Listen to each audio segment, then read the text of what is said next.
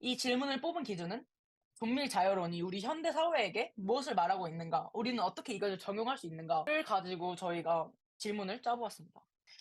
존 스튜어트 밀이 이 책을 1800년대 영국을 기반으로 해서 쓴 걸로 알고 있거든요.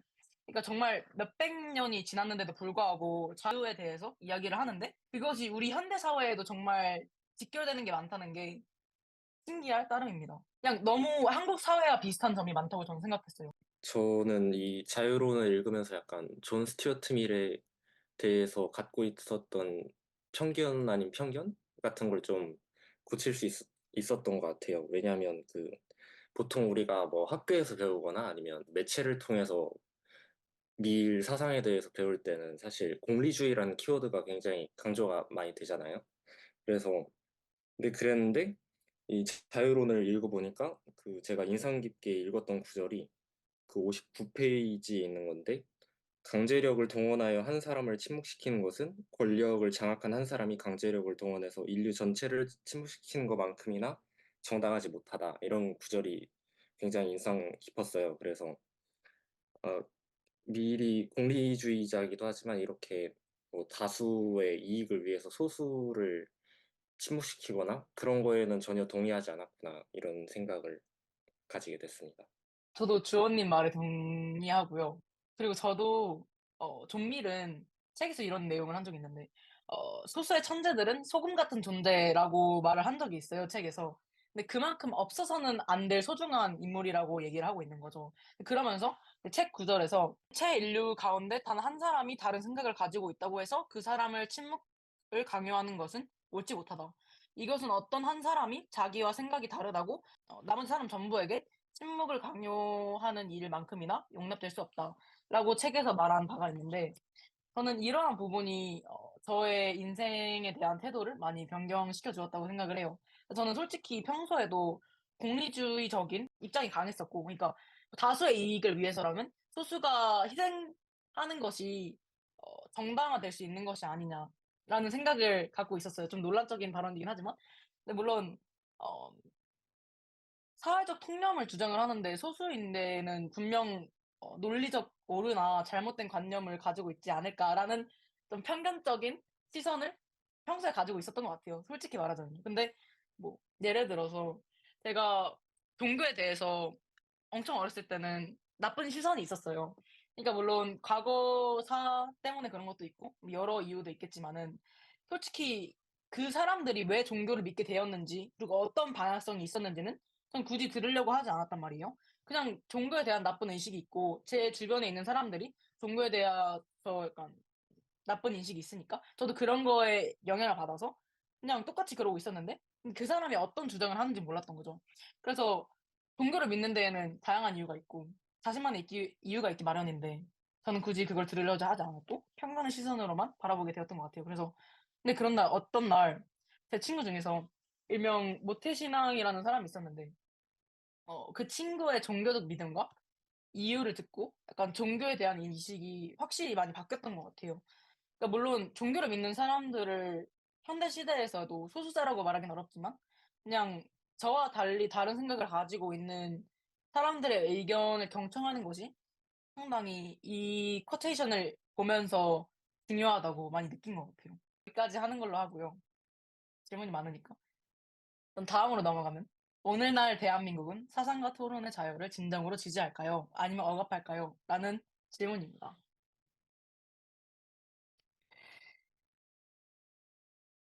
일단 저는 개인적으로 이 질문을 보면서 많은 생각을 했는데요. 저는 개인적으로 우리 대한민국이 과연 민주주의인데도 불구하고 자유를 그렇게 지지하는데도 불구하고 진정한 우리가 말하는 자유에 대해서 알고 있느냐가 제가 궁금한 질문이었어요. 왜냐면은 우리나라를 보면은 뉴스를 보면은 어떤 정치적 견해를 말한다고 해 가지고 감옥에 가거나 아니면은 제재를 받거나 신체적으로 그런 경우가 있잖아요. 근데 자유라 함은 자기가 의견을 솔직하게 말할 수 있어야 되고 그것에 대해서 존중을 받아야 되는데 우리나라 같은 경우에는 아무리 민주주의고 자유를 지지한다고 해도 그런 부분이 아직도 나아지지 않다고 생각을 해요. 그래서 저는 개인적으로 오늘날 대한민국은 정신적으로 자유를 지지를 하지만 사실상 자유가 뭔지 모르고, 그리고 사상과 토론의 자유를 진정으로 지지하지 않는 것이 아닐까. 그냥 정신적으로만 지지를 하지 그거를 실제적으로 지지를 하거나 그러한 모습은 잘 안 보이는 것 같다는 생각이 들었어요. 저도 재훈님의 의견에 완벽하게 동의를 하는데요. 저도 이제 우리나라가 사상과 토론의 자유를 진정으로 지지하지 않는 대표적인 나라들 중에 하나라고 생각을 하는데, 그 해외를 나가보면 뭔가 우리나라에서 되게 그 일정 세력이 뭔가 적대적으로 매도하는 신념들이 되게 보편적으로 그 뭐라 그래야 되지? 좀 깔려 있는 경우가 많단 말이에요. 예를 들어서 동성애라던가 뭐 페미니즘 이런 뭔가 우리나라에서 단어만 들어도 뭔가 좀 몸을 사리게 되는 그런 키워드들이 다른 나라에 가면은 뭐 정말 플래그에 아무렇지도 않게 적혀 있다던가 그리고 뭔가 설령 다른 의견을 가지고 있다 하더라도 그거에 대해서 그 우리나라처럼 심하게 매도하는 경우는 본 적이 없거든요.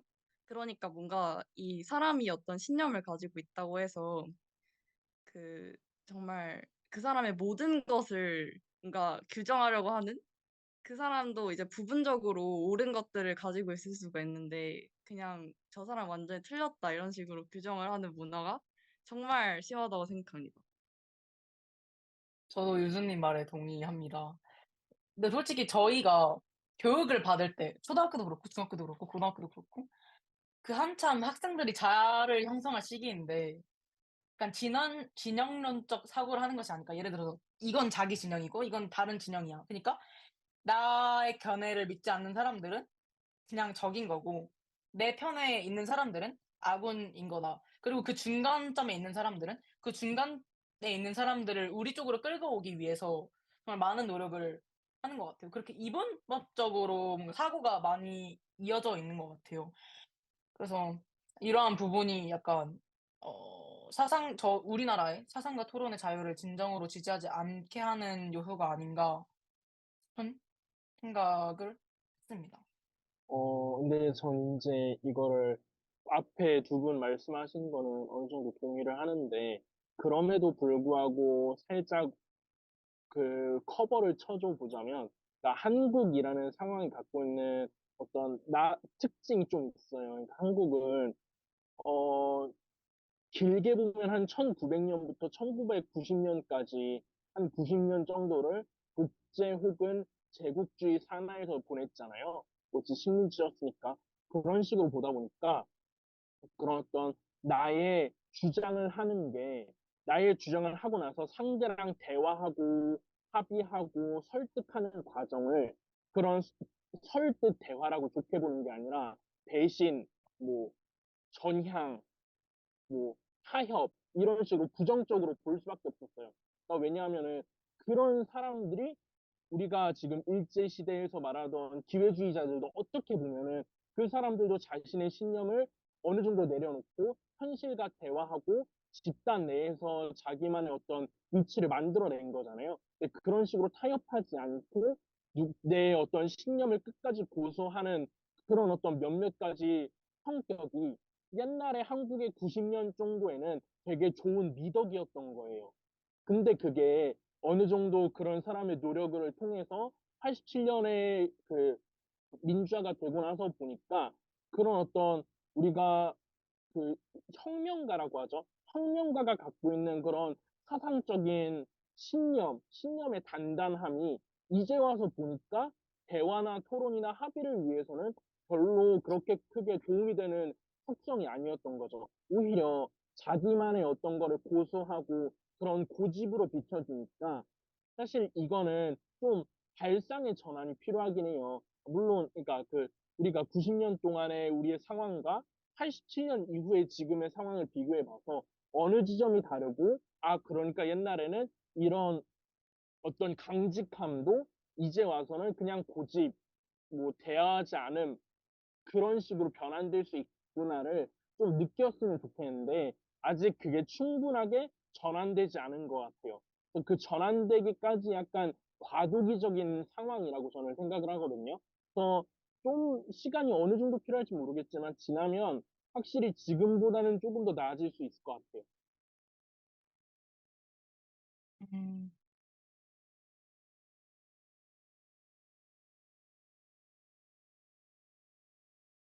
근데 제가 그 뭐지?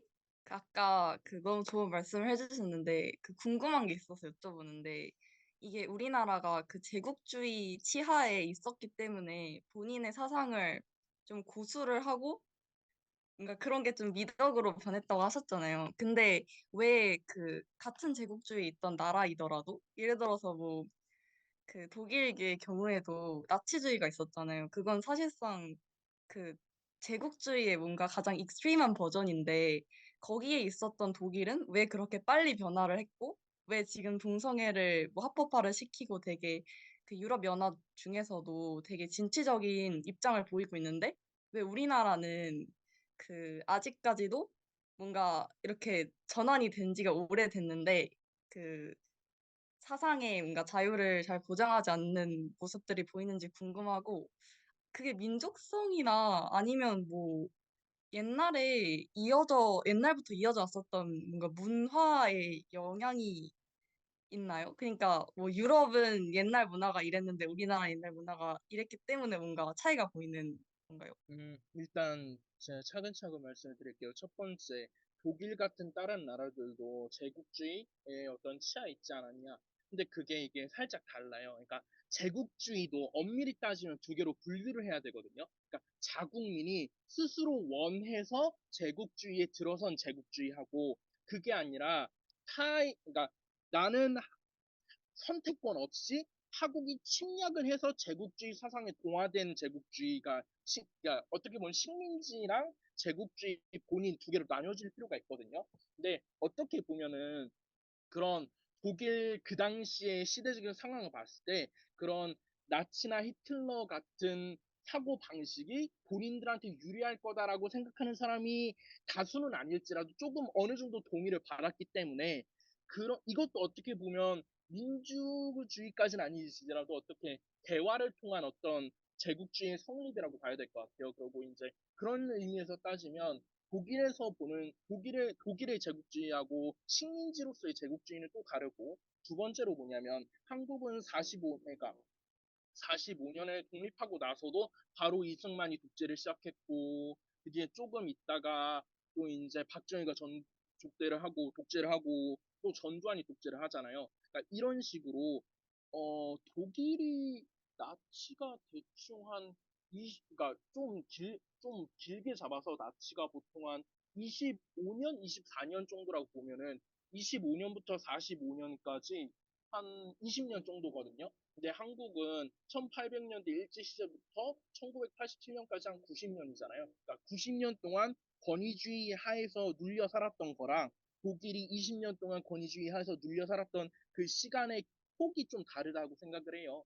또 그런 식으로 차이가 있었을 수 있고, 그리고 두 번째가 그런 어떤 그 1800년 이전의 어떤 사회적인 맥락이 이번에 우리가 말하는 권위주의 혹은 대화나 그런 상황에 좀 영향을 끼치지 않았을까라는 말씀을 하시는데 사실 이거는 어느 정도 그렇다고 보기도 해요. 그러니까 우리가 정치 철학이나 정치학에서 말을 하면은 이게 영국은 의회를 먼저 자기네들이 발달시켜서 왕이 자의적으로 하는 어떤 행위에 의해서 귀족들이 피해를 입지 않기 위해서 의회라는 개념을 만들었다라고도 볼 수 있거든요. 아주 거칠게 보면. 뭐 그런 식으로 영국이나 독일이나 이탈리아는 좀 아니긴 한데 뭐 스페인이나 프랑스나 다 어느 정도 그런 민주주의 혹은 아니면 기존의 귀족에 있는 전제정이 한번 붕괴되고 나서 그 붕괴된 그 결과가 있었거든요. 물론 이 붕괴 원인을 좀 여러 가지로 보긴 하는데 어쨌든 그건 중요한 게 아니고 그런 식으로 어떤 맥락이 쌓여갔는데 한국은 사실 조선이란 나라도 오래 있었잖아요. 그러니까 조선 성리학을 하는 게 보통 한 500년이라고 하나? 500년 정도 있었으니까 그런 면에서 그 전의 맥락 또한 한국하고 다른 서양의 나라들은 좀 차이가 있는 것 같다라고 보다는 이 질문에 약간 더 풍성함을 더해보자면 존중의 의미가 과연 뭔지도 생각을 해봐야 될 것 같아요. 그래서 한국에서 특히 동성애 관련된 얘기를 하다 보면은 가장 쉽게 듣는 얘기가 뭐냐면 나 동성애자들 존중해. 근데 내 앞에만 나타나지 않았으면 좋겠어. 이런 식으로 말을 많이 하거든요. 그러니까 그 사람들 입장에서는 내 앞에 보이지 않아야 된다라는 게 라는 그런 사고 방식을 직접 표출해서 말하는 거 하고 나는 그들을 존중해라는 게 같이 갈 수 있다라고 생각을 하는 거예요. 그러니까 어떻게 보면 이거는 존중의 원래 의미로 따지면 양립이 불가능할 수 있는 사안이거든요. 그러니까 우리가 존중을 어떻게 생각하고 어디서부터 어디까지를 존중이라고 생각하냐에 따라서 또 이제 또 새로운 얘기가 다 엄청 좀 더 풍성하게 가능할 것 같아요. 음. 되게 좋은 지적인 것 같아요. 근데 저는 개인적으로 물론 개인적으로 생각하는 거지만 존중에 대한 의미가 물론 동성애를 얘기를 하면은 굳이 나라가 소수를 존중을 해 주는 것과 그리고 사회가 소수를 존중을 해 주는 것에는 쪼끔 다른 의미가 있다고 생각을 해요. 왜냐면 나라가 존중을 해 준다라고 하면은 그 소수자를 위해서 뭐 법적으로 제정을 한다든가 아니면은 뭐 policy 같은 거를 한다든가 만들다든가 그런 부분들 예를 들어 동성애 같은 경우에는 결혼을 허락을 한다든가 동성애 결혼 그런 부분들이 있는 것 같은데요. 뭐 낙태를 허용을 한다든가. 근데 사회적으로 존중의 의미는 저는 그냥 그들의 사상을 존중해 주고 그러니까 이해를 해 주고 어 약간 남들과 똑같은 시선으로 바라보는 것이 저는 존중이라고 생각해요. 과연 솔직히 저는 어 그 소수자를 그들의 관념을 이해를 하려고 하고 그들의 관념에 대해서 뭐 배려를 한다고 해서 뭐 후원을 한다든가 뭐 지지를 한다든가 아니면은 뭐 동성애 퀴어 파티를 하는데 그거에 참가를 한다든가 그렇게까지 지지를 하지 않아도 된다고 생각을 하고 존중을 한다는 의미는 그들을 단순히 소수자로 보는 것이 아니라 하나의 다양성으로 본다는 것이 저는 존중이라고 생각하는 것 같아요. 관련해서 제가 이야기를 들은 적이 있거든요. 그 건대 대학원생분이 이제 프랑스로 유학을 가셨을 때 이런 말을 한 적이 있어요. 그 뭐지? 애들이 데모하고 있어서 이제 지하철이랑 버스가 막히고 있는 상황이었거든요. 근데 그때 이제 프랑스 친구한테 이렇게 이야기를 하신 거예요. "너네들은 그 사람들이 이렇게 데모하는 거에 대해서 뭐 되게 불편해하지 않느냐? 그러니까 뭔가 시위를 하는 걸로 통해서 너가 만약에 피해를 입었을 때 불편한 게 없냐? 그리고 그 불편함으로 말미암아서 조금 그런 사람들에게 반감을 가지고 있지는 않니?" 이렇게 이야기를 했단 말이에요. 그때 이제 프랑스 친구가 그런 말을 했대요. 만약에 내가 억울한 일이 있을 때 그 사람들도 같이 나서서 나의 이야기를 도와주고 그리고 나의 목소리를 들어줄 사람들인데 내가 지금 그들이 불편하다고 해서 그들을 싫어하면은 만약에 나한테 그렇게 똑같은 뭐 내 입장에서 그리고 그들의 입장에서 억울한 일이 생겼을 때 "누가 나를 도와줄 수 있겠냐?"라고 이야기를 하더라고요. 그래서 생각보다 우리가 생각하는 그 존중이라는 개념 그게 뭐 동양적인 저희의 사유에서는 이제 존중이 어떤 느낌인지 다들 아실 거라고 생각해요. 우리가 존중이라고 했을 때 느끼는 감정. 근데 생각보다 서양에서도 리스펙이라는 말을 쓸 때 그 의미가 뭔가 진짜 그들을 뭐 높이 산다? 존중이라는 의미가 한자어로 높이 귀하게 여기다잖아요. 그러니까 '귀하게 여기다.'와는 조금 다를 수 있다라는 말 그거를 좀 해 드리고 싶었어요. 저도 그거 이야기를 들었을 때 그러니까 '내가 만약에 피해 입었을 때 그들도 나를 도와주겠지.'라는 상호 어떤 암묵적인 합의에서 나온다는 게 저도 좀 개인적으로 신기했었거든요. 그래서 이런 것들도 알면 쪼끔 좋지 않을까 재밌지 않을까 싶네요. 그 말씀하신 맥락에 조금 더 첨언을 해보자면 우리가 이거를 문학 시간에 배우나 역사 시간에 배우나 그 약간 그 이제 말씀하신 어떤 존중에 관련해서 그 좀 더 사실 그들은 존중이라기보다는 연대라는 표현을 좀 더 선호를 하는 것 같거든요. 특히 정치학에서는. 그러니까 연대라는 게 뭐냐면 그, 그 나치가 그들을 덮쳤을 때라는 그 시가 있어요. 시인가? 시지? 시가 있어요. 그러니까 그게 뭐냐면 뭐 나치가 그들을 덮쳤을 때, 근데 나치가 뭐 처음에 어떻게 시작하더라? 뭐 공산주의자를 덮쳤을 때 나는 아무 말도 하지 않았다. 왜냐하면 나는 공산주의자가 아니었기 때문이다. 또 나치가 뭐 동성애자들을 덮쳤을 때 나는 아무 말도 하지 않았다. 왜냐하면 나는 동성애자가 아니었기 때문이다. 그리고 나치가 마지막에 나를 덧쳤을 때 나를 위해서 말해줄 사람은 아무도 남지 않았다 못해줄 이런 맥락이거든요. 그러니까 말씀하신 찬비님께서 말씀하신 똑같은 맥락인데 그렇기 때문에 이들은 약간 침묵 같은 거를 좀 되게 경계하는 거예요. 특히 2차 세계대전을 통해서 나치를 통해서 좀 더 그런 병폐가 확연하게 드러났으니까. 그래서 얘네들은 약간 존중이라는 표현보다는 연대를 거의 약간 생활화하는 것 같아요. 그런 의미에서 이제 우리가 생각하는 동양에서 말하는 존중이랑 서양에서 말하는 존중은 살짝 결이 다른 거죠. 그런 부분도 충분히 있는 것 같아요. 네, 좋은 차원인 것 같아요.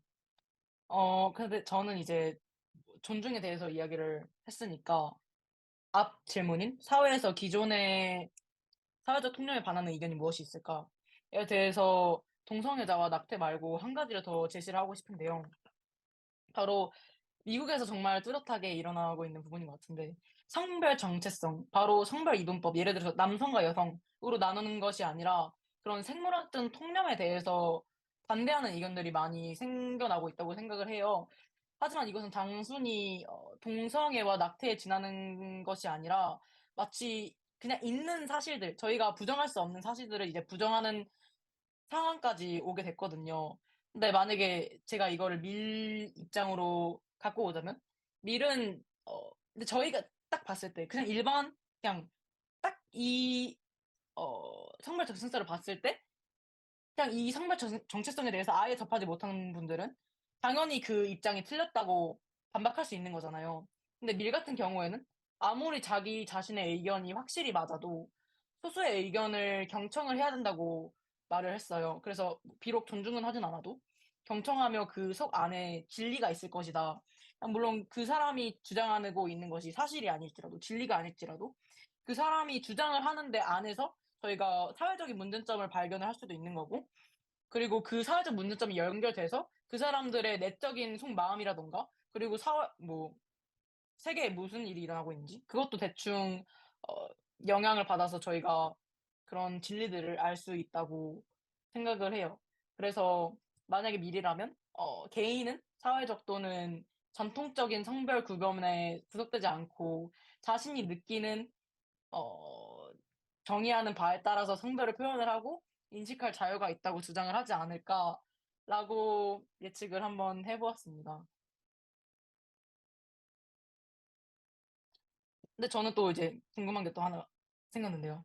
그러니까 이게 4, 5 장에 나오는 내용이긴 해요. 근데 간단히 얘기를 하자면 밀이 자유의 한계에 대해서 얘기를 하는데요. 자유의 한계에서는 남들에게 피해를 주면 안 된다. 우리가 개인에서는 정말 한계가 없는 자유를 누릴 수 있지만 내가 자유를 누림으로써 다른 사람에게 해가 된다면은 그 자유는 옳지 않은 자유이다라고 말을 한 바가 있어요. 4, 5 장에서요. 근데 어 이렇게 뭐 동성애라든가 아니면 성별 정체성 같은 부분이 정말 자유의 한계, 이게 남의 해가 되는가? 남의 해가 되지 않는가?가 정말 규정하기 좀 힘든 부분이 있는 것 같아요. 왜냐면 아무리 개인이 뭐 자기가 바이오적으로는 남잔데 자기가 여자라고 주장을 한다. 그것이 한 개인으로는 사회에 피해가 가지 않더라도 그것이 만약 교육에 들어서서 그게 정상화가 되고 만약 그냥 사회적 통념으로 자리가 잡게 된다면은 그것이 과연 전체적으로 롱텀 기간으로 사회에 피해가 가지 않을까라는 생각을 좀 해 보았어요. 그 성별 정체성 얘기가 나와서 뭔가 이제 덧붙이고 싶은 말이 있다면 이게 그 사회가 뭔가 그러니까 이게 정말 그 바이올로지컬한 성이랑 그 사회적 성이 따로 있다는 걸로 알고 있거든요. 그니까 뭐 내가 생물학적으로 남자이더라도 사회적으로 여자다 이러면 뭔가 그 외모적으로 뭐 머리를 길게 한다던가 치마를 입는다던가 이게 정확히는 제가 잘 모르는데 아마 젠더로는 여자로 아마 그 통용이 되는 걸로 알고 있는데 뭔가 이렇게 사람들이 왜 그렇게 나는 양성이다. 뭐 나는 생물학적으로는 남성이지만 사회적으로는 여성이다. 이런 식으로 왜 이렇게 주장을 하게 되었을까라고 생각을 해봤는데 뭔가 그 외모로 뭔가 성을 규정하는 사회 특성이 때문이지 않을까. 그러니까 내가 남자로 태어났는데 머리를 길게 하고 싶어. 근데 그렇게 하면은 내가 뭐 남자 화장실에 못 들어간다던가. 왜냐면 바깥으로는 여성인데 뭔가 그걸 구분할 수가 없으니까 뭐랄까요. 아무튼 그렇게 본인이 표현하고 싶은 걸 완전히 표현을 못하게 하잖아요, 사회가. 그 구분도 그렇고. 이게 뭔가 그 사람들이 그렇게 되기까지 뭔가 얼만큼 역사가 있었으며 언제부터 여자는 머리가 길어야 한다는 기준이 생겼고 뭐 남자는 화장을 하면 안 된다 이런 기준이 생겼고 뭔가 어쨌든 그 사람들이 되게 그런 거에 그러니까 내가 정말 여자가 되고 싶다 이거보다 내 여자처럼 꾸미고 싶은데 그걸 사회에서 용납해주지 않으니까 내가 사회적으로 여성이다 이런 식으로 표방을 하는 것 같다는 생각이 들었고 뭔가 사회가 이제 외모적으로 좀 표현의 자유를 되게 용인을 많이 해줘야 되지 않을까라는 생각이 들었어요. 되게 재밌는 담론인 것 같아서 제가 참지 못하고 바로 이제 끼어들게 됐는데요. 애초에 이 페미니즘이라는 거에 대해서 뭐 제가 페미니스트라는 건 절대 아니지만 좀 우리 세대의 좀 담론인 것 같아서 제가 이제 관심이 좀 많았고, 그리고 제가 이제 좋아하는 분야가 정신분석학이랑 프랑스 현대 철학이다 보니까 이 페미니즘이라는 논의랑 되게 연결이 많이 되어 있어요. 그래서 우선적으로 페미니즘이 어떻게 어떤 역사를 가지고 있고 이게 프랑스 현대 철학에서 무엇을 끌고 왔는지에 대해서 조금 설명을 드리고, 그리고 개인적으로 이제 말씀드렸던 뭔가 뭐 내가 예를 들어서 머리를 기르고 싶은데 그런 것들이 이제 하나의 사회적인 억압과 규제의 측으로 말미암아서 불가능하게 되었다. 뭐 이런 거에 대한 저의 좀 첨언을 좀 해보고자 해요. 그래서 이제 먼저 페미니즘에 대해서 이야기를 해보자면 어 글쎄요. 제가 생각했을 때 페미니즘의 논의에서 가장 기본이 되자 이제 기초가 되는 몇몇의 철학자들이 있다라고 한다면 이제 자클 락강, 그리고 뭐 미셸 푸코가 쓴 헤테로피아라든지 아니면은 들레즈 같은 철학자들이 있을 것 같거든요. 우선 이들이 왜 그들을 끌고 왔는지, 그러니까 지금의 페미니스트들이 왜 그 당시에 이제 락강이나 푸코나 들레즈가 이야기했을 땐 페미니즘이 없었으니까 왜 그들이 이러한 철학자를 데리고 자신들의 사유를 개진해 나가는지에 대한 이해가 조금 있어야 될 것 같아요. 우선 락강은 그 자체로 자신의 성을 자신이 스스로 선택할 수 있다라고 믿었어요. 여기서 문제가 선택이라는 게 굉장히 자유로워 보이잖아요. 내 마음대로 이제 뭔가 내가 여성이라는 성을 취하거나 아니면 내 마음대로 뭔가 남성이라는 성을 취하는 것처럼 느껴지지만 사실 그런 자유랑은 좀 거리가 멀기는 해요. 락강이 말하는 건 음 동일시라는 개념이 있거든요. 만약에 내가 남성인데 어머니와 동일시를 해서 내가 여성이라고 믿게 된다면 내 바이올로지컬한 성은 이제 섹스라고 말하죠. 그것들은 이제 남성이지만 동일시로 말미암아서 나의 젠더는 여성이 될 수 있다. 즉 이러한 뭔가 사회 정체성과 관련돼 있는 성별의 역할은 자유로울 수 있다라고 이야기를 해요. 그렇기 때문에 일단 페미니스트들이 그런 자크 락강의 담론을 끌고 오는 것이고요. 그리고 두 번째로 이제 푸코의 헤테로피아를 많이 가져오는데 그러한 이유는 헤테로피아가 일단 이질성이라는 개념이에요.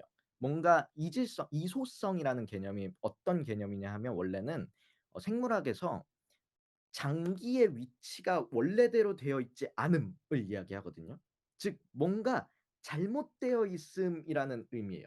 근데 이거를 푸코가 뭐라고 설명하냐면 유토피아라는 우리가 정말 이상적인 체계로 설명하는 것이 아니라 우리의 삶은 지금 굉장히 이소성적인 삶이고 오히려 그런 이소성적인 삶의 특성들을 조금 더 집중해야 한다라고 이야기하거든요. 아무래도 페미니즘의 담론들이 어 메인스트림은 아니다 보니까 마이너한 주제고, 그리고 그 당시 그리고 푸코를 데려올 때만 하였더라도 이제 2-3 세대 페미니스트들이었는데 그들은 목소리가 크지 않았기 때문에 "우리의 말을 들어줘." 하고 이제 헤테로피아 개념을 가져온 거고, 들레즈 같은 경우에는 사실 설명하기가 굉장히 좀 복잡해서 그냥 이 부분은 뭐 제가 나중에 자료로 남겨 드리든지 할게요. 그렇게 해서 이제 페미니즘의 담론에 철학들이 이제 끌고 들어오게 됩니다.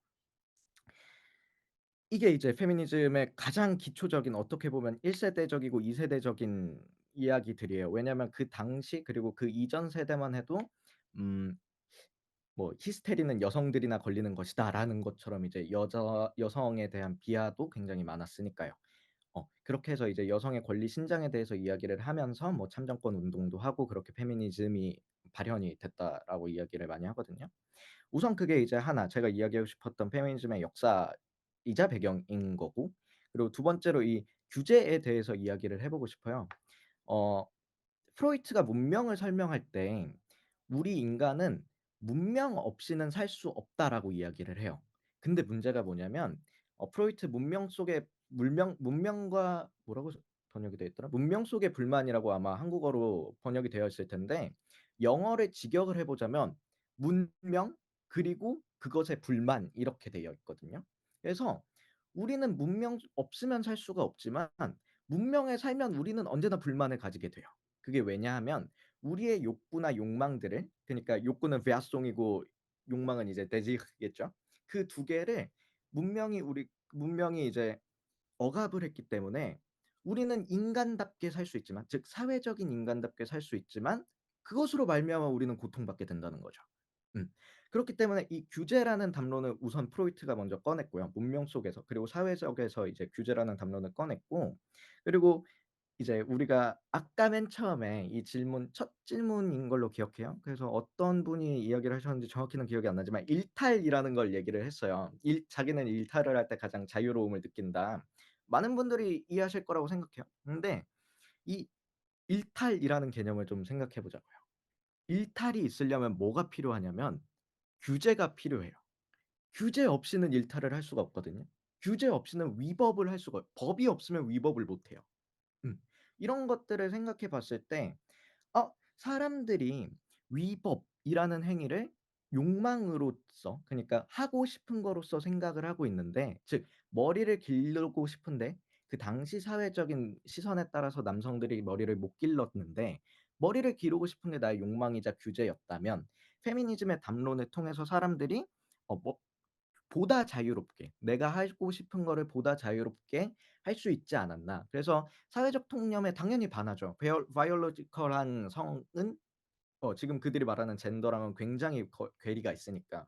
그리고 저도 지금처럼 이제 폭력적으로 젠더를 이야기하는 거에 대해서 썩 유쾌하다고 느끼지는 않지만, 그러한 점, 그러니까 이전 세대의 담론들을 이제 우리가 통해서 보았을 때 보다 나의 이야기를 할 수 있다는 것, 그리고 그런 것들을 철학자들의 담론을 말미암아 배경에 삼아서 보다 정당화를 어떻게든 시켜보려는 점, 그런 점에 대해서는 충분히 그들의 의견을 들어볼 필요성이 있고, 그리고 말씀드렸다시피 이제 밀 같은 경우에도 틀린 담론 속에서도 이제 어느 정도 정당화할 수 있는 부분, 어느 정도 맞는 부분이 있다라고 이야기를 하잖아요, 나이브하게 이야기했을 때.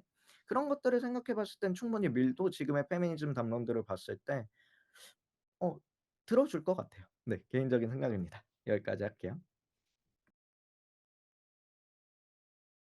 네, 좋은 것 같습니다. 혹시 마지막으로 이 질문에 대해서 답변해 주실 분들 계실까요? 뭐 답변을 안 해 주신 분들, 예를 들어서 뭐 미네 님이라든가 아니면 주원 님 아니면 혜인 님, 이진 님 분들 중에서 참여하고 싶으신 분들 답변해 주시면 좋을 것 같아요. 대한민국에서 그 성 정체성으로 인해 나중에 막 문제가 발생할 수 있다고 하셨잖아요. 그래서 제가 그런 경우가 있었나 생각을 해봤는데 그 여 아마 남성에서 여성으로 성별을 바꾼 사람이 수영 대회인가 이때 이런 데에 나갔는데 원래 본인이 남성의 신체를 갖고 있었기 때문에 아무래도 다른 원래 여성이었던 사람들보다 근육량이나 이런 면에서 더 뛰어나니까 기록이 더 좋게 나올 수밖에 없잖아요. 그래서 이런 문제에 대해서 어 만약에 남 남성에서 여성으로 성별을 바꾼 사람을 그냥 원래 여성이었던 사람이랑 같은 대회에 출전시켜도 이게 과연 옳은 것인지 이런 문제도 생길 수 있다고 생각하고, 그리고 성 정체성이라는 게 요즘 어떤 사람들은 자기가 여성도 아니고 남성도 아니라고 하잖아요. 그래서 이런 경우에는 제가 그냥 일반적으로 생각해 봤을 때 화장실 이런 부분에서도 그러면은 대체 몇 개의 화장실을 앞으로 몇 개의 화장실을 만들어야 할지, 아니면 자기는 막 여성도 남성도 아무것도 아니고 그냥 아예 새로운 개념의 성별을 만들어야 한다면, 이런 경우에는 과연 어떻게 이 사람들을 지금처럼 여성, 남성만으로 구분할 수 없는데 어떻게 구별해야 하고, 어떻게 이 사람 각각에 맞는 정책들을 추진하고 이렇게 이 사람들을 도와줄 수 있을지, 이런 문제가 생길 수 있다고 생각했어요. 그래서 그 사람들을 막 이해하지 못한다 이런 건 아니고, 저도 충분히 그런 마음이 들 수 있다고 생각은 하지만, 앞으로 이런 생각들로 인해 일어날 수 있는 문제에 관해서 우리가 다 같이 논의해 봐야 된다고 생각해요. 음. 저도 미네님 의견에 동의하는 것 같아요. 저도 뭐 육상 같은 부분이나 아니면 수영 같은 부분에서도 트랜스젠더 분들께서 스포츠를 하는 것이 개인적으로 저는 어, 피해를 주는 행동이 아닐까라는 생각이 들었어요. 왜냐하면 같은 성별을 가지고, 그러니까 여자 운동에서 여자 성별끼리 이제 운동을 했을 때 당연히 트랜스젠더, 그러니까 남성에서 여성으로 성별 전환을 한 분들보다는 당연히 신체 능력이 어, 뛰어나지 않을 수 있는 가능성이 더 높잖아요. 그래서 이런 부분들은 어, 좀 사회가 그러니까 제한을 규제를 해줘야 되는 게 아닌가 싶은 부분이 있고, 근데 뭐 예를 들어서 성 정체성이나 논 바이너리 뭐 화장실을 하거나 아니면 뭐 시설을 하거나 그런 부분들은 충분히 어, 뭐 남들에게 피해를 주는 것이 아니라 자기 자신의 고유성을 요구를 하는 거니까, 그 부분에서는 저희가 어, 사회에서 복지 같은 거를 좀 지원을 해줄 수 있는 부분이 아닌가 싶습니다. 뭐 존 밀 사상으로 배경을 하자면 남에게 해해를 주지 않는 것이 기준점이니까 제한에서요. 그래서 저는 개인적으로 그렇게 생각을 하고 있는 것 같습니다.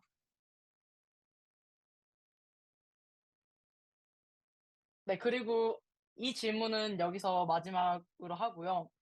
저희가 이제 호의를 한 지 1시간이 지났는데 다들 머리가 뜨거워지실 수 있으니까 딱 한 5분만 쉬는 게 어떨까 싶네요. 그래서 한 13분에 돌아오는 것이 어떨까 싶습니다. 네, 그럼 13분에 봬요.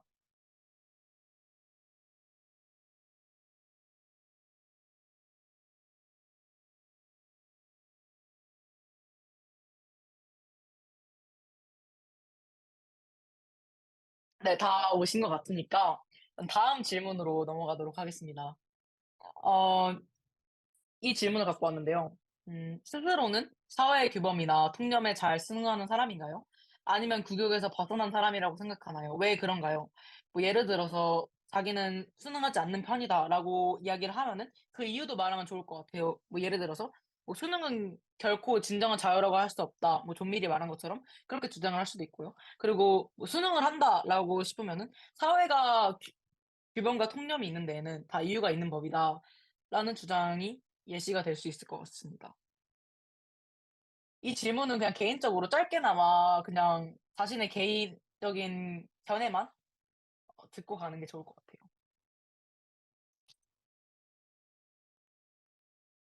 일단 저는 개인적으로 어 저는 살면서 정말 강렬하게 정해져 있는 사회의 규범이나 통념에 대해서 반박을 하고 싶은 적은 딱히 없었던 것 같아요.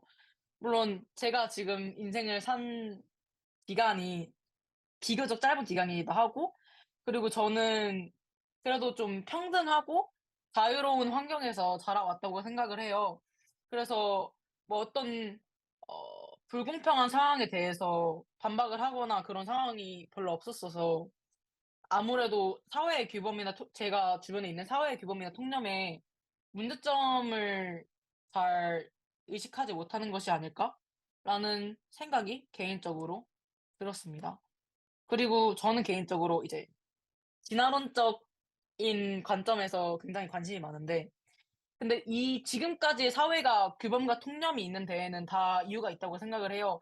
뭐 예를 들어서 저희가 인구가 탄생이 된 지 정말 호모사피엔스가 탄생이 된 지 정말 몇십 뭐 정말 많은 연도가 지났는데 근데 그럼에도 불구하고 바뀌지 않는 게 인간의 본성이잖아요. 뭐 예를 들어서 뭐 성별 같은 경우에도 그냥 그거는 저희가 태어날 때부터 정해져 있는 거고 그리고 본성 같은 경우에도 저희가 태어날 때부터 어 그냥 벗어날 수 없는 존재인 거잖아요. 근데 그런 것을 현대 시대에 와서 어 그런 정해진 규범과 통념을 벗어난다는 것 자체가 저는 굉장히 위험한 상황이라고 생각을 해요. 물론 그분들을 반대를 하거나 그런 건 아니지만은 어 저는 개인적으로 '사회에 피해가 가지 않을까.'라는 생각이 좀 강해서 잘 수능을 하는 편이라고 하긴 좀 이상하지만 그런 편인 것 같아요.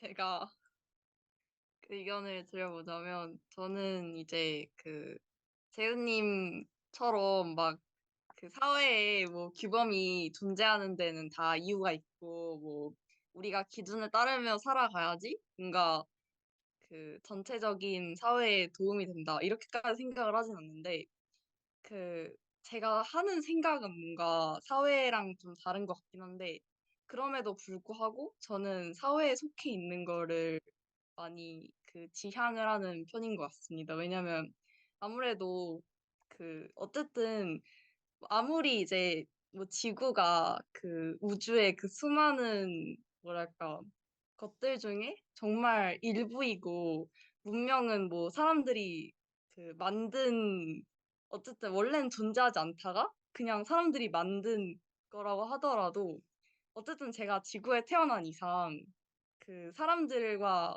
어울려 살지 않으면 상당히 외롭고 그리고 제가 지금 학교를 다니고 있지 않기 때문에 그걸 더 느끼는데 뭔가 이제 주변 사람들과 공감대를 형성하는 게 살는 입장에서 되게 필요한 것 같고 뭔가 굳이 막 내가 이런 행동을 해서 뭐 다른 사람들에게 피해가 가지 않게 해야지 이게 아니더라도 그냥 사회에 속해 있지 않으면 되게 도태되는 기분이 들고 뭔가 좀 사람들과 어울려 살려면 어느 정도 사회의 규범과 통념에 순응을 해야 살 수 있기 때문에 저는 생각 자체는 딱히 뭐 사회가 옳다 이렇진 않지만 웬만해서는 따르려고 하고 있습니다.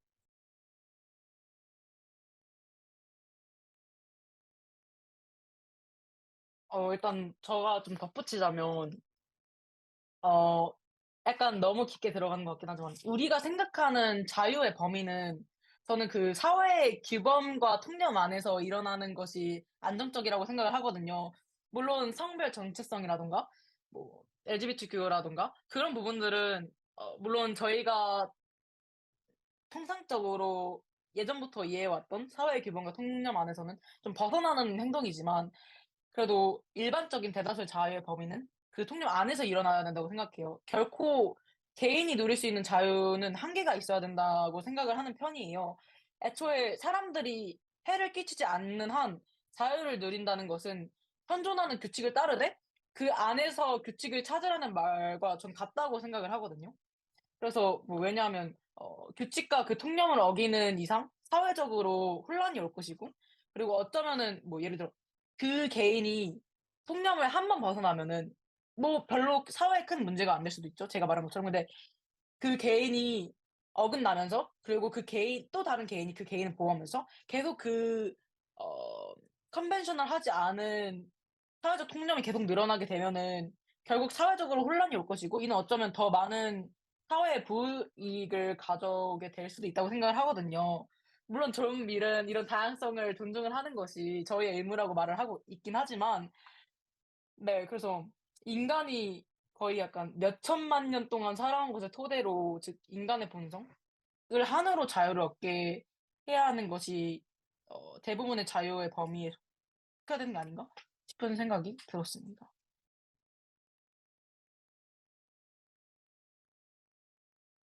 혹시 다른 분들도 의견 있을까요?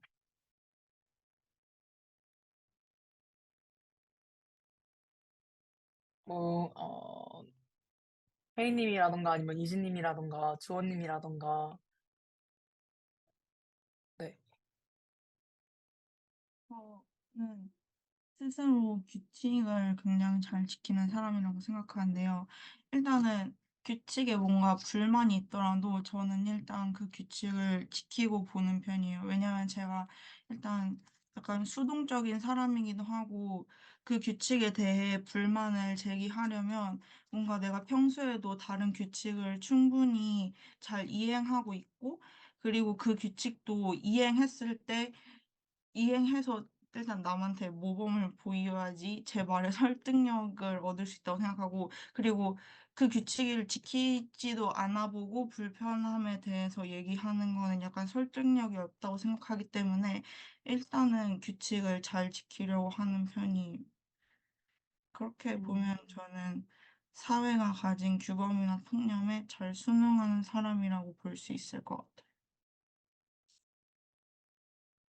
저도 미네님 의견에 되게 동의를 하는 것 같아요. 왜냐면 제가 어떤 통념에 반대를 하려면은, 그리고 그거에 대해서 신뢰성이 있으려면은, 일단 저부터 그 통념 안에서 잘 행동할 수 있다는 것을 보여줘야 다른 사람들의 신뢰를 얻고, 그리고 제가 그 통념에 반박하는 것에 대해서 동의하는 사람들이 더 많지 않을까. 그러니까 저 의견에 지지를 하는?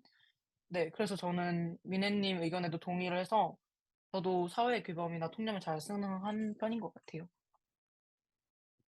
다음 질문은 개인의 의견이 제한할 수 있는 다수의 폭정에 대한 사례가 있다면 무엇일까요?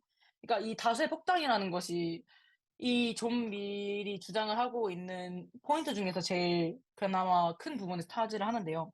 그러니까 예를 들어서 어, 한 사람이 대다수의 인물들을 통치를 하는 것 자체가 저희는 뭐 폭정이라고 얘기를 하잖아요. 근데 존 밀은 소수가 다수를 폭정하는 것보다는 다수가 소수를 폭정할 수도 있다라고 얘기를 해요. 그래서 그것이 다수의 폭정이라고 불려지는데요. 이에 대해서 우리나라나 아니면은 이 지금 일어나고 있는 현대 사회에 대해서 사례가 있다면은 무엇일까요? 에 대한 질문입니다. 저는 그냥 그 큰 사회 이런 데서는 잘 모르겠어서 그냥 학교 반 안에서를 생각해 봤는데요. 만약 저희가 최근에 반티를 정했거든요. 근데 반티를 정할 때 다수의 친구들이 나는 반티나 무슨 규칙을 정할 때 다수의 친구들이 나는 이게 더 좋다고 막 강하게 우기다 보면 다른 반대 의견을 갖고 있는 친구들은 목소리를 낼 수가 없잖아요. 그 분위기나 아니면은 수에 밀려서. 그래서 이것도 하나의 다수의 폭정이 아닐까라고 생각해 봤어요. 네, 저도 비슷한 사례인 것 같긴 한데, 저희가 뭐 도전 골든벨을 하거나 아니면은 운동장에서 한꺼번에 모였을 때 OX 퀴즈를 하는데, 뭐 왼쪽 부분에서는 O고, 오른쪽 부분에서는 X인데, 무슨 퀴즈가 주어지면은 저희가 막 와다다다다 그 사이드로 가는 그런 체육 대회 때 그런 걸 하잖아요. 저는 개인적으로 했거든요. 그래서 어떠한 퀴즈를 보았을 때 이제 어른들이 말을 하는 게 수가 많은 쪽으로 가라. 수가 많은 쪽이 정답이다. 라고 어렸을 때부터 많이 말해왔는데 이게 정답으로 여겨지는 게 좀 다수의 폭정에 많은 기여를 하는 것 같아요. 그러니까 어떠한 소수의 집단이 사회적 통념과 정답에 벗어났을 때 편견을 가지고 보는 시선들이 많잖아요. 근데 이러한 것은 아무래도 다수가 정답이고 소수가 틀렸다라는 정답이 정해져 있다라는 통념에서 오는 것 같아요, 개인적으로. 그러니까 뭐 이게 틀리고 이게 맞고 보다는 그냥 정답이 정해져 있다. 예를 들어 저희가 한국 같은 경우에는 저희가 시험을 보잖아요. 근데 다 OMR로 보잖아요. 뭐 프랑스 같은 경우에는 주관식으로 많이 적는 문제들도 많고 자기 생각을 적는 부분들이 굉장히 많고 철학 같은 부분도 이제 교과 과목으로 들어가 있다고 알고 있는데 우리나라 같은 경우에는 교육 자체가 답이 정해져 있는 걸 되게 많이 푸는 것 같아요. 근데 이런 부분이 과학이나 수학에서도 저희가 노벨상을 타지 못하는 이유가 많이 이 부분이 언급이 되는데 어떠한 거를 인벤션을 하려면은 어, 결국에는 저희가 새로운 거를 만드는 능력이 있어야 되는데 저희는 계속 저희 아빠 세대 때부터 정답을 가르쳐 온 그 정답을 계속 외우고 암기하고 그런 경향이 뭔가 정답이 정해져 있다. 그거를 좀 확고하게 견해를 좀 고정시키는 것 같아요. 그리고 그 소수 집단이 무조건 틀리다라는 자기 확신과 통념으로부터 뭔가 고정시키는 느낌? 그래서 우리는 정답이 틀린 자들의 생각이 어떤 생각 경로로 그쪽을 선택하게 되었는지 모르잖아요. 왜 이 사람이 A를 골랐고 이 사람이 D를 골랐고 근데 왜 정답은 B고 그러니까 그 사람이 왜 이런 생각을 했는지 저희는 경로를 모르잖아요. 그래서 근데 심지어 저희 우리나라 교육은 그 경로를 서술을 하는 것도 잘 없잖아요.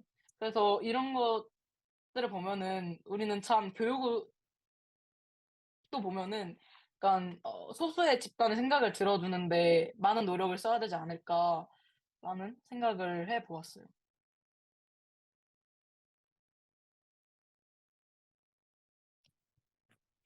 다음 질문은 밀은 개성이 사회 발전의 필수적인 요소로 이야기를 해요. 근데 여기서 질문은 개성 없이 과연 사회가 발전될 수 있을까? 왜냐면 미리 얘기를 하는 게 강조하고 있는 게 개성이 그 사회의 진보에 많은 기여를 한다. 그래야 사회가 발전할 수 있다라고 많이 주장을 하는데 근데 과연 개성 없이 사회가 발전되는 경우도 있을 수 있잖아요. 그래서 그런 부분에 대해서 논하면 좋을 것 같아서 이 질문을 갖고 와 봤어요.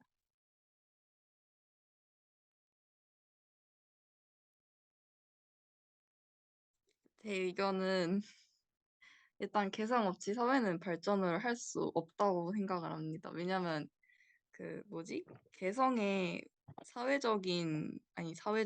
사전적인 뜻 자체가 아마 그 창조적인, 그러니까 새로운 분야를 개척하는 능력? 그게 아마 개성이 그런 식으로 이제 규정이 되어 있을 거예요. 그러니까 이제 재은님께서 막 그런 얘기를 하셨잖아요. 약간 전 정확히는 잘 모르지만 뭔가 진화론의 측면에서 현대 사회가 있을 수 있는 이유는 뭔가 과거에 이제 시행착오들을 막 겪고 나서 뭔가 사람들이 뭔가를 깨닫고 뭔가 그 가장 괜찮은 뭐 법안이나 뭐 규정 같은 거를 본인들이 이제 만들어서 현대 사회가 확립이 된 거잖아요. 근데 애초에 시행착오가 있으려면 개성이 있어야 된다고 생각을 하고요. 왜냐하면 일단 개성이라는 게 여기 이 맥락에서는 사회적인 통념에 반하는 게 개성인 거잖아요. 근데 그런 거를 이제 많이 표출을 하고 그거에 대한 사회적인 디스코스들이 많이 이루어지고 그런 다음에 뭔가 사람들이 토의를 하는 과정이 있어야 사회가 발전을 하지. 뭐 저게 지금 단순히 현재 뭔가 사회 위해가 되는 것 같다라고 해서 개, 배척만 하다 보면은 그 사회가 발전을 하는 데는 한계가 있을 거라고 생각합니다.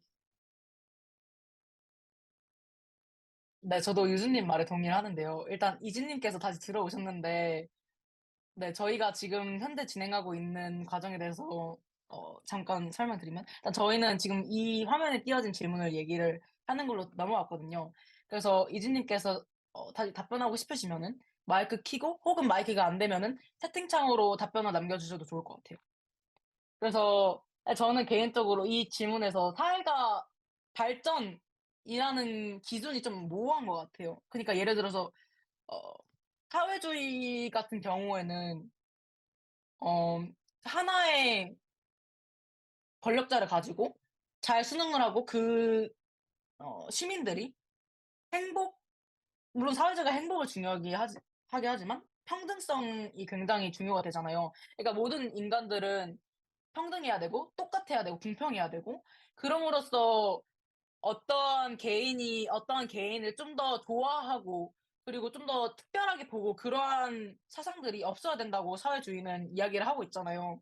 근데 그런 사회주의 체제 안으로서 그런 그 개개인들을 약간 노동자? 약간 사회를 발전시키는 어떠한 기계품으로 보는 경우가 있는 것 같아요. 물론 사회주의 말고 북한 같은 경우에도 그러한 느낌을 좀 주는 걸로 생각을 하고 있는데요. 근데 그러한 부분에서는 사회가 발전되고 있다고 얘기를 할 수 있는 것 같거든요. 그러니까 굳이 저희가 독창적인 생각을 해서 뭐 노벨상을 타가지고 새로운 인벤션을 해가지고 막 개인의 행복을 더 누릴 수 있게 하고 개인의 편리성을 더 누릴 수 있게 하고 그러한 부분뿐만이 아니라 사회 발전에는 여러 가지 방향성이 있다고 생각을 해요. 그래서 저는 개인적으로 개성 없이 사회는 발전이 될 수 있다 하지만 시민의 행복은 보장이 되지 못한다라고 라고 이야기를 하고 싶고, 그리고 하지만 이러한 사회주의 체제나 어 그런 커뮤니즘 같은 경우에는 앞으로 나아가는 데는 한계가 있을 것이다. 예를 들어 북한을 보면은 북한은 완전 정보를 막잖아요. 근데 정보를 막음으로써 한계가 있단 말이에요. 그러니까 정보를 막아도 그 시민들이 저희 K 한류 드라마를 계속 중국 VPN을 사용해서 보잖아요. 근데 이런 게 계속 늘어나면은 결국 북한의 체제는 유지가 될 수 없단 말이에요. 그래서 앞으로 나아가는 데는 한계가 있을 것이다. 하지만 뭐 장기적으로 보진 않아도 어떠한 기간으로 봤을 때는 개성 없이 사회가 발전될 수 있다. 하지만 개성을 받아들이지 않는 사회는 언젠가 개혁이 일어나게 되지 않을까라는 생각을 좀 해 보았습니다. 여기서도 좀 이제 재밌는 관점을 하나 추가해 보자면, 우리가 보통 개성이라는 얘기를 할 때 좀 많은 어떤 맥락이 있거든요. 그것 중에 하나가 뭐냐면, 정치학이나 정치 철학에서 개성을 얘기할 때 개성의 반대어로 삼는 게 뭐냐면 역할이란 걸 삼아요. 그러니까 이런 전개 과정에서 뭐냐면, 개성이라는 거는 내가, 그러니까 한 개인이 스스로 원해서 고를 수 있다라는 의미가 어느 정도 추가적으로 내포되는 거거든요. 그런 의미에서 개성이 있고, 내가 스스로 선택하지는 않지만 사회나 기타 외부로부터 주어진 역할이 있다라고 해가지고 개성이랑 역할을 좀 서로 이양대립을 시키거든요. 그러니까 그런 의미에서 개성 대신 역할을 통해서 굴러가는 사회는 우리가 곤충 같은 군집 사회에서 많이 보잖아요. 뭐 벌이나 개미 같은 것들, 그런 것도 어떻게 보면은 개인의 개성이라기보다는 그냥 약간 호르몬, 그러니까 그 어떤 집단이 내뿜는 호르몬에 의해서 일을 하고 뭐 생산을 하고 번식을 하고 뭐 그런 식이니까. 그러니까 어떻게 보면은 군집 사회라고 한다면 이런 여기 그 질문에 있는 그런 사례에 해당되기도 할 것 같아요. 네, 그렇게 보시면 될 것 같아요. 네. 음. 네, 좋은 얘기인 것 같아요. 혹시 이 질문 마지막으로 이야기하고 싶은 분들이 있을까요?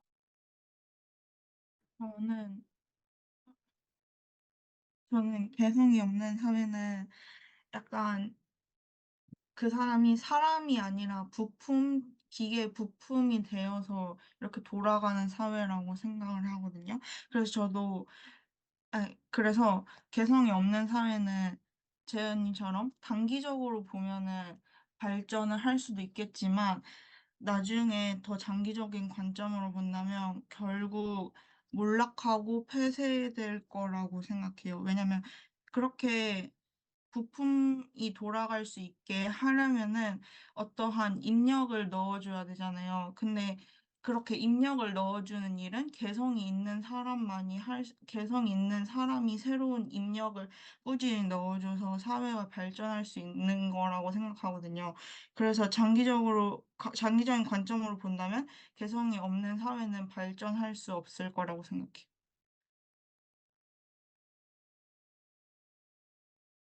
네. 근데 저도 그냥 살짝만 덧붙이자면은 이제 미네님께서 개성이 없는 사회는 물론 단기적으로는 발전을 할 수 있어도 장기적으로는 언젠가는 몰락과 폐쇄를 겪게 된다라고 말씀을 하셨는 걸로 이해를 하는데, 근데 이게 우리나라랑 참 비슷한 거라는 생각이 들어요. 왜냐면 우리나라 같은 경우에도 전쟁 이후에도 정말 GDP도 되게 낮았고, 뭐 1인당 소비하는 지수? 소비 지수? 어쨌든 정확히 잘 모르겠지만 그게 굉장히 낮은 걸로 알고 있어요. 그래서 그것 때문에 제국주의가 하면서 이제 저희가 엄청난 노동을 하고 정말 바쁘게 일어오면서 이러한 대한민국 지금의 레pu테이션이 있을 수 있다고 생각을 하는데, 근데 이러한 부분이 되게 우리나라를 많이 반영을 하고 있는 것 같아요. 근데 지금 우리나라 자체가 민주주의잖아요. 대국주의가 아니라 자기의 개성을 그래도 존중을 해주는 편이고, 그리고 그거에 대해서 사람들이 경청을 해주는 편이라고 생각을 해요. 그래서 네, 이런 이야기를 들으니까 뭔가 우리나라랑 비슷하다라는 생각이 들어서 이야기를 한번 해보겠습니다. 네. 그리고 다음 질문으로 넘어가도록 하겠습니다. 다음 질문은 공리주의적인 질문인데요. 더 큰 이익을 위해 소수의 행동을 규제하는 것이 정당화될 수 있을까요? 라는 질문입니다. 네, 편안하게 답변해 주시면 될 것 같아요.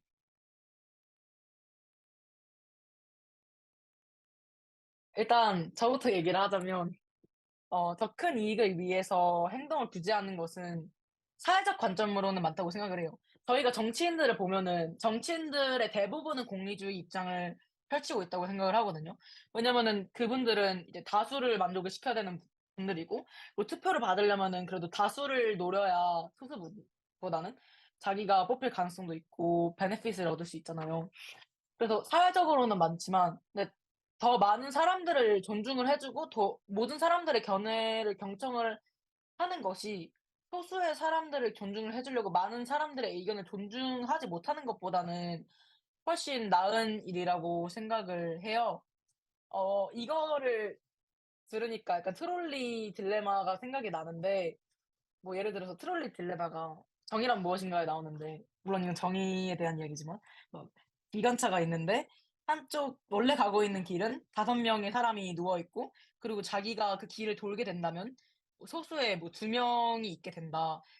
근데 여기서 돌릴 거냐 안 돌릴 거냐라는 딜레마가 트롤리 딜레마인데, 저는 개인적으로 공리주의적인 입장이 좀 더 사회에 베네핏을 많이 가져온다고 생각을 해서, 소수의 행동을 억압하진 않아도 막 신체적으로 막 억압을 하고 막 징역 삼고 그러진 않아도 규제를 하는 것이 정당화되지 않을까라는 좀 논란이 있는 발언을 해 보고 싶습니다.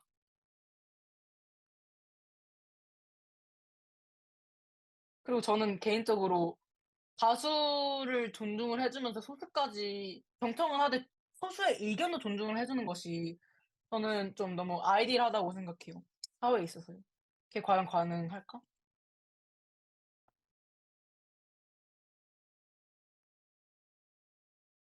저는 네. 이 질문을 보고 저희 코로나가 한창 유행했을 때가 약간 떠올랐는데요.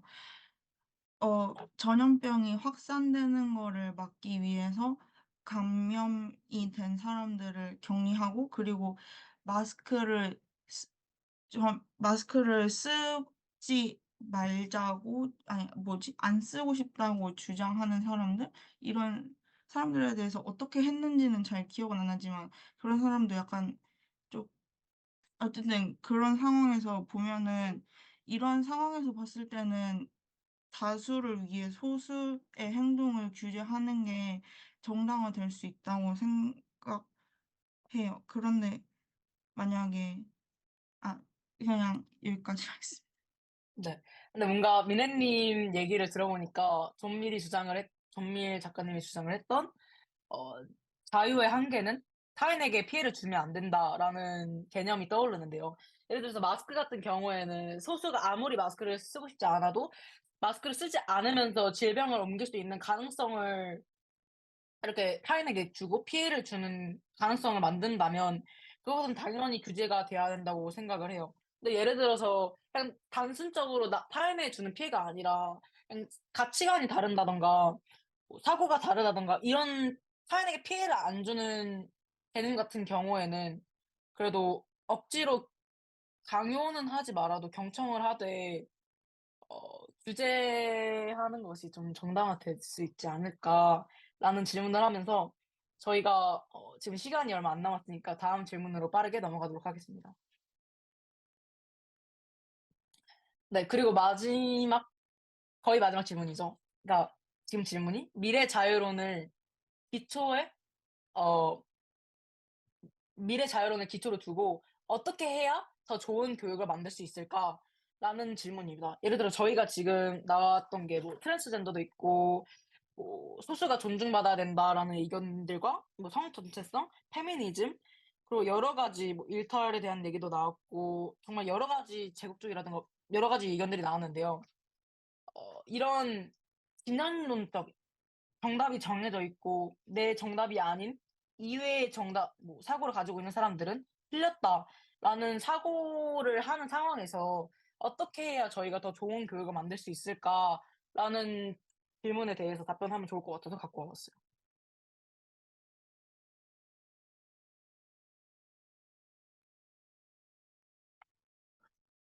미리 자유로운 토론을 엄청 강조를 했잖아요.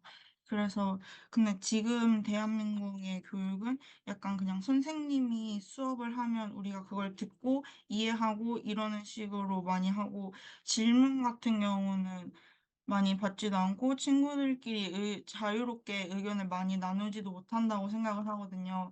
그래서 미래 자유론의 기초에서 더 좋은 교육 환경을 만들어 가려면 저희 그 교실 내나 아니면은 또래들끼리 아니면 선생님과 학생들이 서로 자유롭게 의견을 주고받고 그리고 다른 사람의 의견을 수용하려는 태도가 밑바탕이 될 수 있게 있도록 교육을 만드는 게 중요하다고 생각해요. 저는 개인적으로 교육에 대해서 관심이 많아서 좀 생각을 해보았는데요, 회의 전에. 일단 미래님이 말씀을 해주신 것처럼 토론의 장을 교육에서 기초적으로 만드는 게 일단 제일 중요한 것 같고요.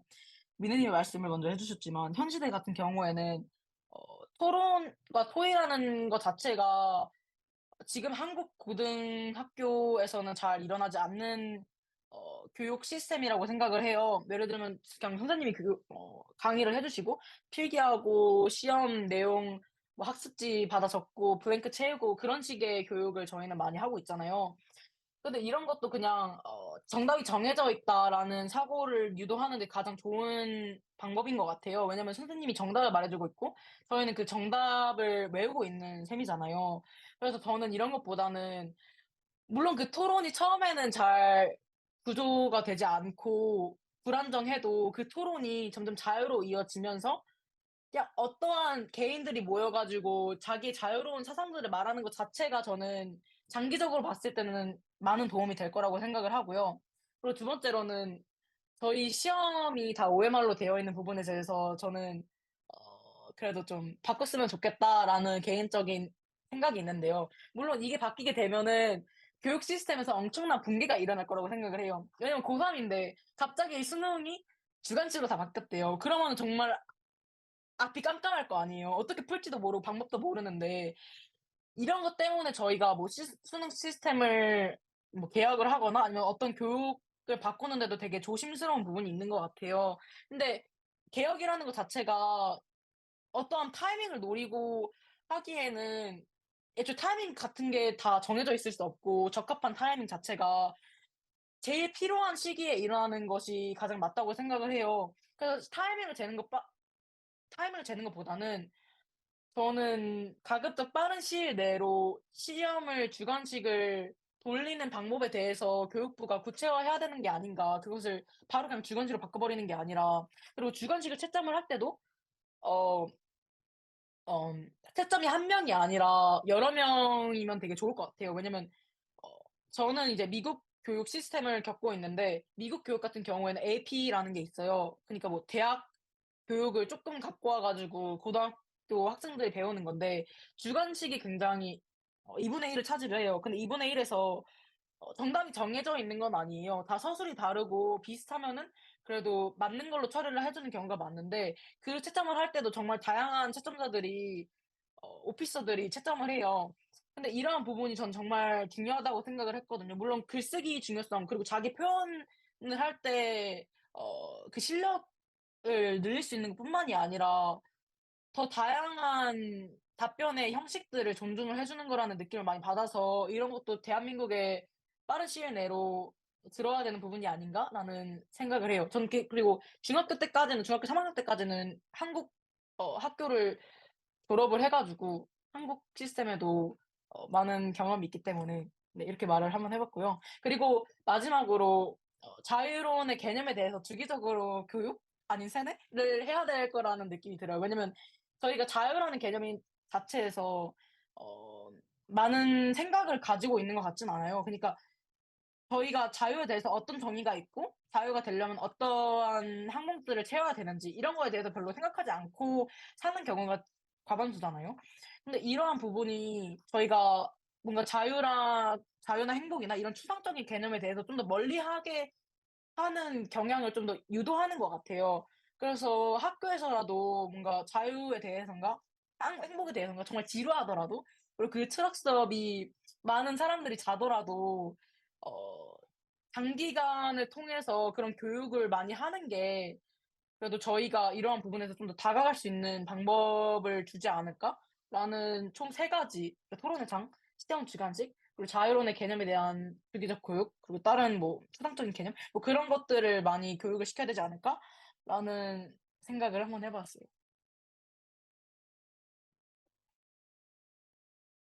저도 대표님의 입장에 동의를 합니다.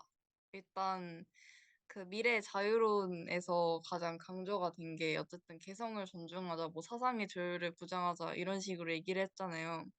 근데 그런 식으로 뭐 그 학교에서 사상의 자유를 보장을 하자는 내용을 가지고 또 그걸 객관식으로 만들어 버리면 그 사람들이 이제 그러니까 상대방을 존중을 하려면 좀 사유를 하는, 어느 정도 본인 스스로 다른 의견에 대해서 사유를 할 수 있는 그 능력이 있어야 다른 사람을 존중을 할 수 있는 건데, 그러지도 않고 뭐 그냥 과학, 뭐 수학, 예를 들어서 뭐 정말 뭐 사회 이런 것들을 그냥 정보만을 흡수를 시키면 그거에 대해서 본인이 스스로 해석을 하는 능력이 없어질 거라 생각을 하고요. 솔직히 말해서 정말 우리가 뭐 비록 지구에 살고 있고 뭐 예를 들어서 지구와 태양 주위를 공전을, 그러니까 뭐 예를 들어서 그 봉전의 의미, 뭐 자전의 의미 이런 걸 배우지 않아도 우리는 살아갈 수 있다고 생각을 하거든요. 그거보다 더 중요한 건 사실 정말 사회적으로 내가 사회의 구성원으로서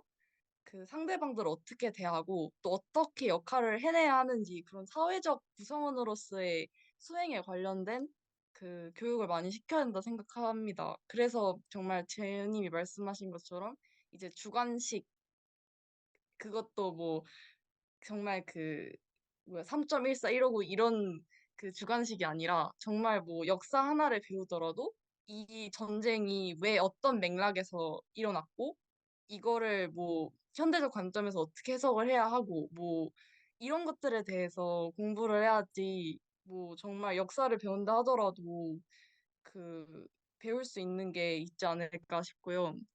저도 주관식을 늘려야 한다는 점에서는 동의를 합니다. 네, 좋은 답변인 것 같습니다. 혹시 마지막으로 이 질문에 대해서 생각 공유하실 분들 계실까요? 어 조금 뭐라 해야 되지? 뭐 이제 저도 이제 대학교에서 배운 내용이라서 이 부분 얘기 말씀드리면은 좀 좋을 것 같다라고 생각해서 몇 가지 말씀을 드리고 싶어요. 어 개인적으로 생각했을 때 미래한테 만약에 교육에 대해서 물어본다면 실제로 5 장에서도 좀 이야기를 하고 있지만 어쨌든 우리의 논의 주제 바뀌니까 그거를 좀 배제하고 그냥 개인적으로 생각했을 때 미래한테 교육에 대해서 물어본다면 이렇게 이야기할 것 같아요. 지금 계속해서 밀은 소수자의 이야기도 들어보아야 한다라고 이야기를 하잖아요. 즉 뭔가 한 가지에 편협한 분야가 아니라 두루두루 넓게 이야기를 하라고 할 것 같은데 그게 곧 이제 서양인들이 생각하는 그리스적 인간일 것 같거든요. 여기서 그리스적 인간은 보통 우리는 이제 다빈치를 이야기를 합니다, 많은 예시로. 그래서 다빈치를 보면은 이제 그림 같은 것도 많이 그리고 잘 그리고 실제로 인체에 대한 해부학이나 뭐 수리 능력 같은 것도 굉장히 뛰어나잖아요. 즉 이제 다방면으로 뛰어난 인간, 그런 그리스적 인간을 만들기 위해서, 그리고 그런 인간들의 교양을 함양하기 위해서 교육을 해야 한다라고 말할 것 같아요. 그리고 이제 두 번째로 어 뭔가 이제 중세 시대 때부터 교육이 이루어졌잖아요, 서양에서도. 근데 이 서양에서 교육이 크게 두 가지로 나뉘어요. 그래서 하나는 리버럴 아트라고 하는 그 뭐라 해야 되지? 자유로운 예술이라고 이야기하는데 보통 우리가 이제 교양이라고 이야기하는 것들이고요. 그리고 다른 거는 이제 서비스하는 것들을 이야기해요. 그래서 이제 자유학예라고 이야기를 하는데 자유학예는 이제 3과목이랑 4과목으로 이렇게 나눠져 있거든요. 그래서 이제 자유학예 3과목은 이제 문법, 논리학, 수사학 같은 이제 언어를 통한 것들을 이야기하고, 4과목 같은 경우엔 이제 수학, 천문학, 기하학 같은 이제 숫자를 통해서 이야기하는 거를 말해요.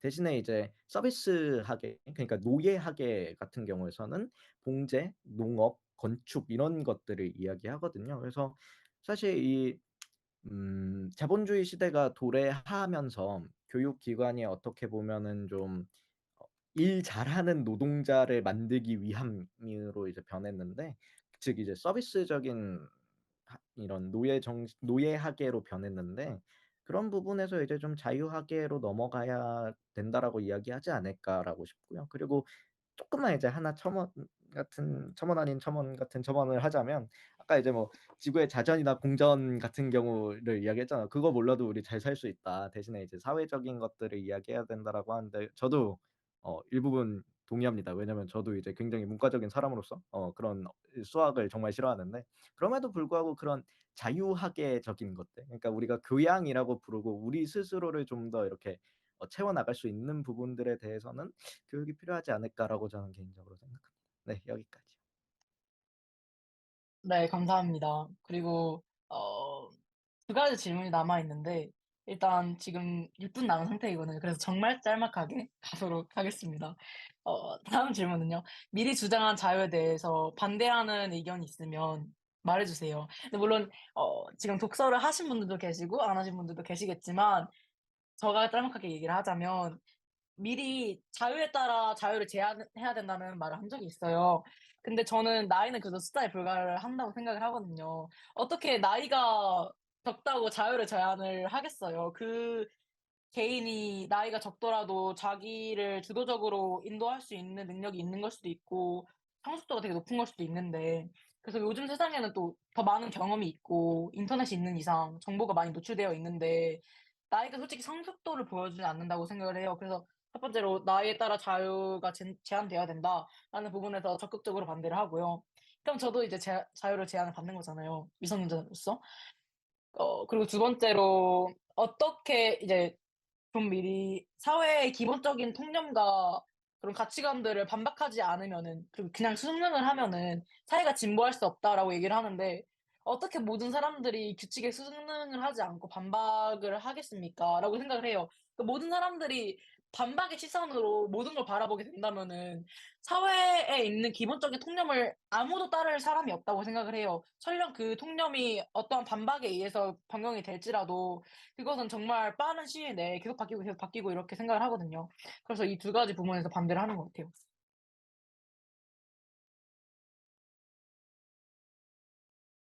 약간 반대 의견이 있는데요.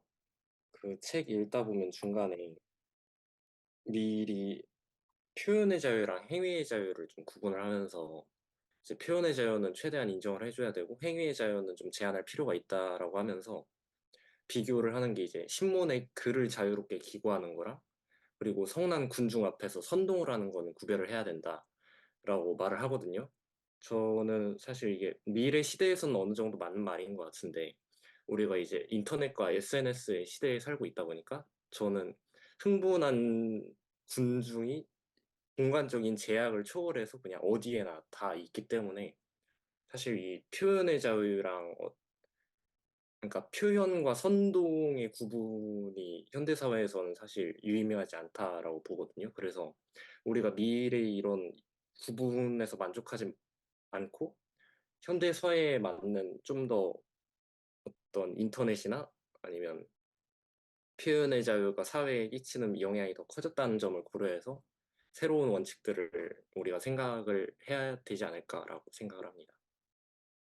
저도 동감이에요. 근데 이제 시간이 3분밖에 안 남아서 정말 빠르게 이야기할게요. 정말 간단하게 이야기할게요. 저도 진짜 많이 공감을 하거든요. 표현의 자유에 대한 우리의 그 SNS의 커뮤니케이션의 방식이 달라졌으니까. 근데 저는 조금 다르게 생각하는 게 어, 행동의 자유를 저는 규제를 한다는 걸 굉장히 마음에 안 들었거든요. 왜냐하면 이 프랑스 대혁명 같은 경우에도 이전에 이제 프랑스 그 당시 시민이라고 얘기도 할 수 없죠. 시민과 인민이라는 표현도 쓸 수 없는 그런 계층들의 사람들이 표현은 계속해서 했을 거거든요. 뭔가 부당함에 대한 이야기를 했을 텐데 결국 그 제도적인 방식 그리고 왕권이라는 것을 깨트릴 수 있었던 거는 결국엔 행위거든요. 그래서 저 개인적으로는 이제 같은 것 그러니까 표현의 자유와 행위의 자유를 나누고 그 행위의 자유에 대한 제한 여기까지는 저도 동감을 하지만 저는 개인적으로는 지금 21세기에 있어서는 오히려 행위의 자유에 대한 측면이 더 강조가 되어야 하는 것이 아닌가라고 개인적으로 생각합니다. 근데 정말 좋은 이야기였던 것 같아요. 감사합니다.